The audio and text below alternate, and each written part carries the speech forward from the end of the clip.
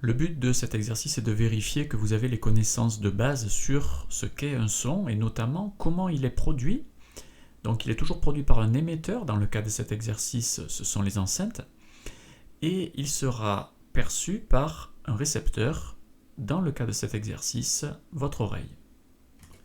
Le son se propagera entre l'émetteur et le récepteur dans un milieu matériel, ici l'air qui sera le support du son. On vous demande ensuite de donner un ordre de grandeur de la valeur de la vitesse du son dans l'air. C'est une valeur à connaître. On va retenir 340 mètres par seconde. Et dans cet exercice, on vous demande de transformer cette vitesse en kilomètres par heure pour une raison toute simple. C'est que les repères de vitesse que vous pouvez avoir, la vitesse d'une voiture par exemple, ce sont des vitesses qui généralement s'expriment en kilomètres par heure.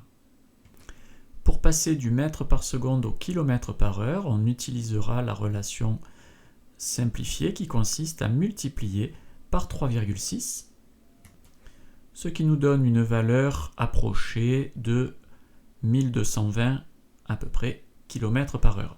On voit que c'est bien plus élevé que la vitesse d'une voiture par exemple. Enfin, on vous demande s'il y a un risque à rester près des enceintes. Et pour cela, on vous a donné une échelle sur laquelle sont indiqués les niveaux d'intensité sonore en décibels. Dans le sujet, on nous indique que les enceintes émettent un son niveau d'intensité sonore 102 décibels. Et donc, on va placer ce 102 décibels sur l'échelle qui nous est fournie, ce qui nous donne voilà, une valeur qui se trouve entre les bruits dangereux et les bruits douloureux. Donc, il y a un risque à rester trop près des enceintes.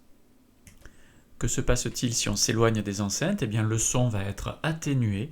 Et s'il est atténué, eh bien, le niveau d'intensité sonore va baisser. Ce qui veut dire qu'on va se retrouver du côté, voilà, bien des sons. On va aller progressivement vers le silence, bien qu'on ne pourra jamais l'atteindre. On pourra retenir que chaque fois que l'intensité sonore va être divisée par 2, quand il y aura 2 fois moins de bruit, on perdra 3 décibels.